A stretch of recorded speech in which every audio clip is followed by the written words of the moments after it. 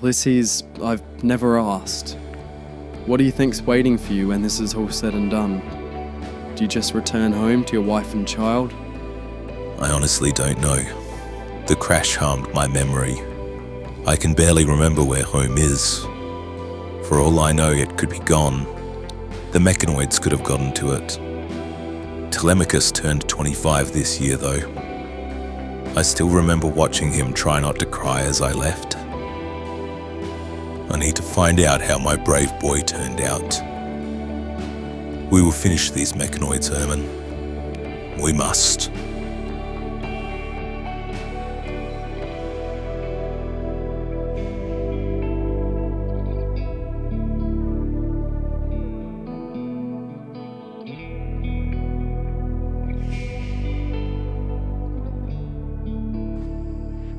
Welcome, ladies and gentlemen, back to another Rimworld Odyssey adventure. As we get into today's episode, I want to announce that all of the videos from here on out, as I think I've already said, are pre-recorded, because I'm actually going to be doing some modding and some patching to put together the next series.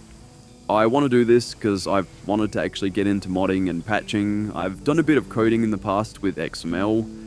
I'm not as familiar with C#, which is what Rimworld is coded in, but I'll try my absolute best.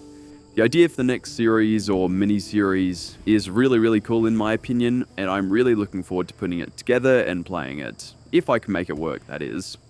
But without any further ado, we find ourselves in the Glow Forest biome where we left off last episode. The sun is blocked out in this location, but that won't dampen our spirits. Our mission needs completing, and it's exciting to take a look at one of these new biomes, which is surprisingly well lit by all of these glowing mushrooms. There is also a lot of wildlife here, including these peacocks, which Herman is out trying to tame.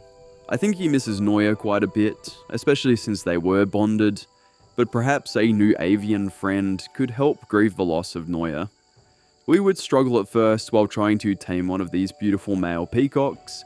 Of course, it's the male ones that show off their colourful feathers. He would of course find this handsome gentleman who, with some convincing and a little bit of rice, would join us as a trained animal.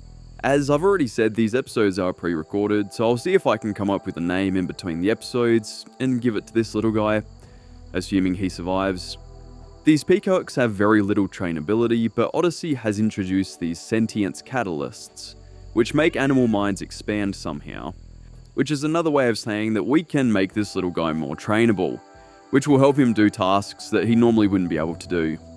And due to our peacock's lack of intelligence, it's the same as other farm animals and actually needs to be kept in a pen, which will be Herman's room for the time being, until we can loot a sentience catalyst that is, and make this guy considerably smarter. While all this taming was going on, in the background I had begun focusing on research once again. I think this makes sense now that we've got more colonists and a couple more on the way. We can spend time on research, which I'll mostly do in the background. I think we're going to try to knock out most of the middle section of the tree today here, starting with batteries. From here on out, to avoid filler in the episodes, I'm only going to mention research that are particularly relevant to what we're doing. Before we head out here towards our objective today, which is from the thumbnail and title, you can probably tell it is to construct an asteroid base. I want to check out some of these boom shrooms and silo caps. The boom shrooms provide a modest amount of chem fuel, about 8 each in my experience here, while the silo caps can be harvested for their psychedelic mushrooms, which I expect our colonists will try out at some point for some recreation. This colony is a little loosey-goosey when it comes to the drug usage. With the landscape surveyed, wildlife tamed, and resources acquired, we set back off as a troop of Mechanoids is being sent our way.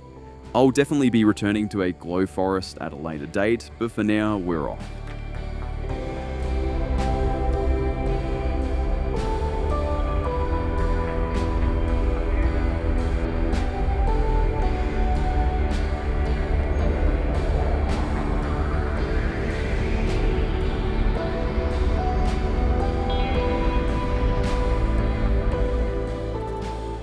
And we've had yet another good landing. Herman, I think, is always going to be the pilot going forward. We've stopped in at an ancient landing site, which looks to have once been the site of perhaps some transport of goods into orbit, not quite sure. Either way, you know we're going to have Jenkins fully check this place out. His search of the facility was mostly uneventful. He would find some chem fuel and packaged survival meals, which is pretty nice. He would also nearly get blown up by a hunter trap at one point, although his trusty LMG got him out of trouble. As I said, this wasn't too eventful. Still, a pretty cool place to search through nonetheless. The one interesting thing we did find was an ancient uplink which Herman would go about hacking into, finding a centipede platform, which sounds like a nightmare. We're going to try to avoid the Mechanoids where possible, although there could be some really valuable loot there, so we'll have to mull this one over for a little bit before making our decision. This has been a real quick stop. We got some chem fuel. I originally intended to jump up to the asteroid I wanted to use as a base, but we'll instead have one more planet-side stop to gather some more food first.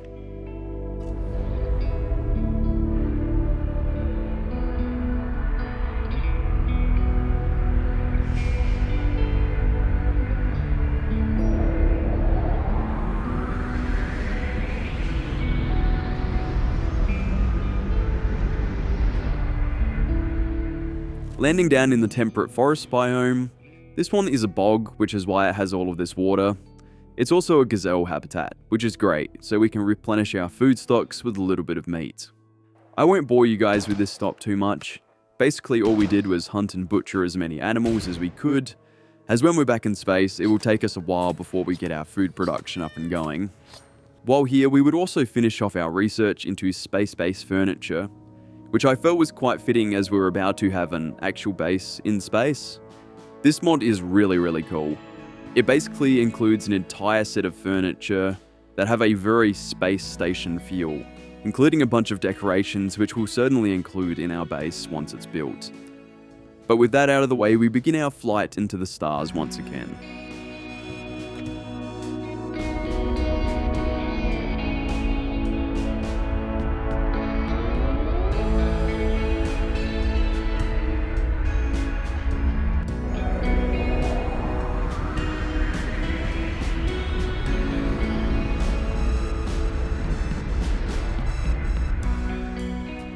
And here we are.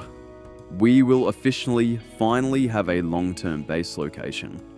Of course, the grav ship can't stay here for too long as the Mechanoids will locate us soon enough.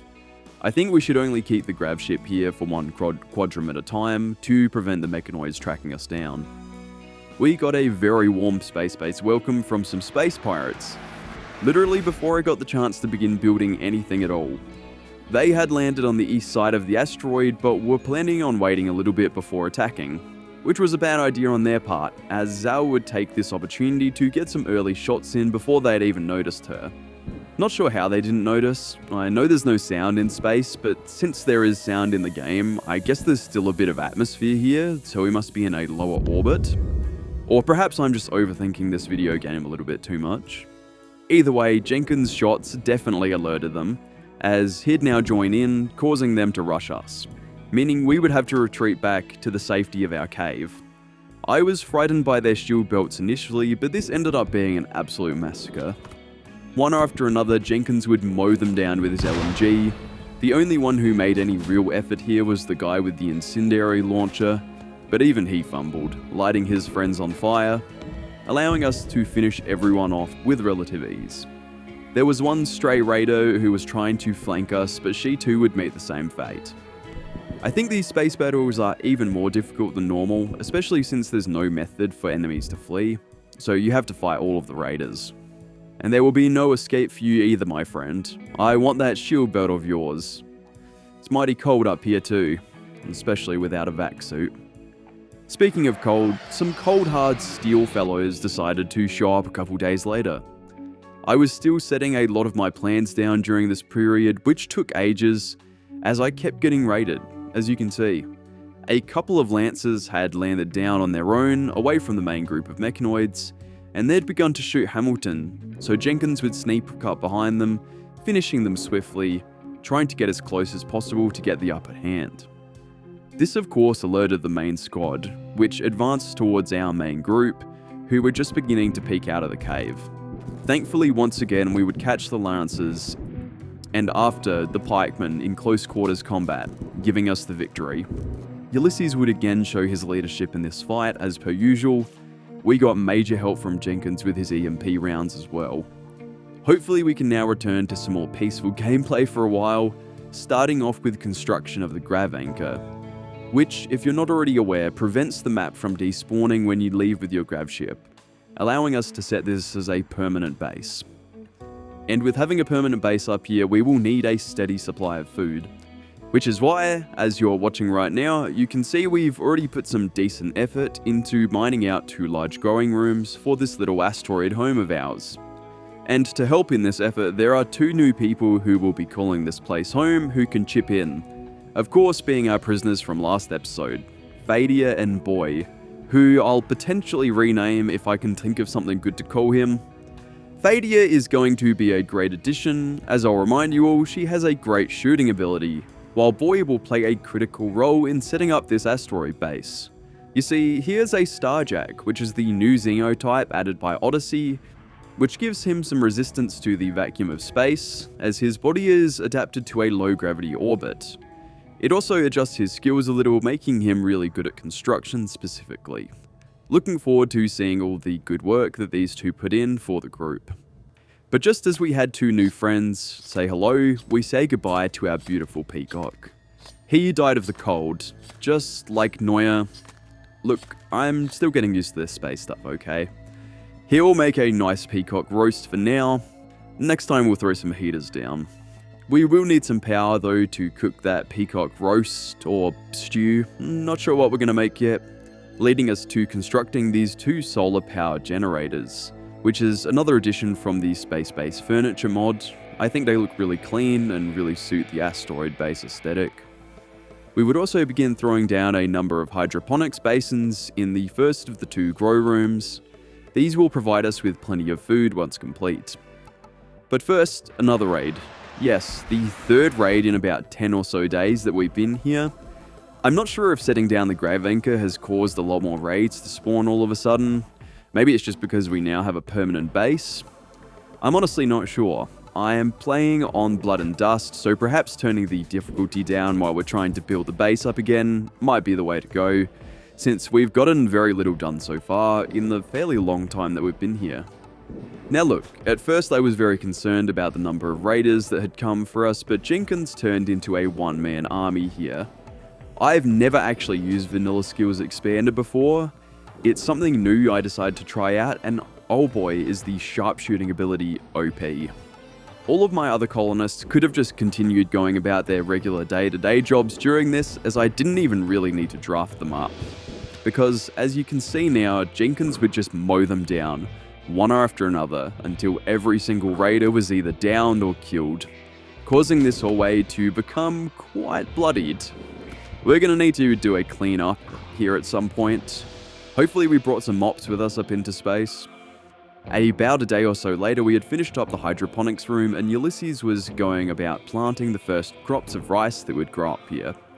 Yes, this little section is coming together quite nicely with a pair of these space-based doors, which form an airlock before you walk into the plants room, which will keep them nice and fresh and safe from the vacuum of space. I'm also really happy to have put in a couple of these compact batteries from the space-based furniture mod once again, which will hold 1,000 watts apiece. We've made a fantastic start on the base today. I'm very happy with our progress, even getting a front door set up, which will need a proper airlock as well, with time. But due to the fact that we've been here for roughly 15 to 20 days, I figured the Mechanoids will locate us soon enough, so we best be on our way. We will return before you know it, and continue our work here.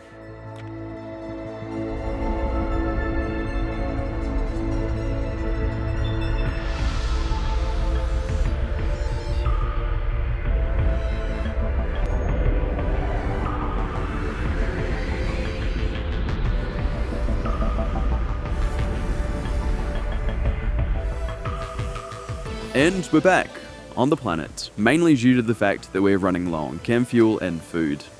This tropical rainforest has an abundance of wood, rich soil, and animals, making it the ideal stop.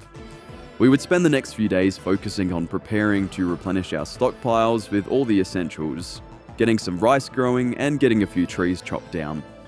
We're hoping this stop will stay quite uneventful. But to pass the time while we wait for our rice to grow, we will perform a conversion ritual on Hamilton, as he's been a different ideology since he joined us, and we're really trying to build some social cohesion here. The ritual ended up being masterful, meaning he is completely converted to the Ithcan way. Not long later, we would get a notification that Sam and Jenkins have now become lovers, after Jenkins made an observation about childhood loves and injustice. Rimworld characters have a very strange way of flirting at the best of times, but this one's really strange. Nevertheless, we will set down a bed in Jenkins' room so they can sleep together. Or not, since apparently our ideology doesn't allow it, which I didn't realise. Guess they'll have to wait for now. Moving on, of course I wouldn't get the nice peaceful stop that I wanted, as we've got a raid from some local Neanderthal tribespeople. One of them seems to be a beastmaster of sorts as well, riding on the back of a large gorilla, which even to us with our fancy spacer tech is quite intimidating. We would rush out to our defensive positions outside the ship as Hamilton scrambled to some safety across the river, being caught off guard by the raid.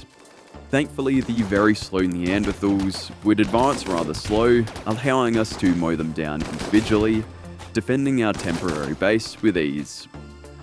Not so tough anymore, are you, huh, big guy? In the wake of the fight, we would also make an effort to attempt to save one of the Neanderthals that had gone down, a fellow by the name of Turkey Trogo, which could make an excellent medic if we're able to recruit him. Wait, he ended up dying. Never mind then. Think an infection got him. That's just the way of the jungle. Guess he can't win 'em all. The journey will continue without him. Not today though, as we're wrapping up here, making one final grav jump as we finish the episode. Next time around, we're going to be going for another grav core at the Mechanoid relay site that we've landed at. But that is an adventure for next time. So without further ado, I will see you all in the next episode. Goodbye for now.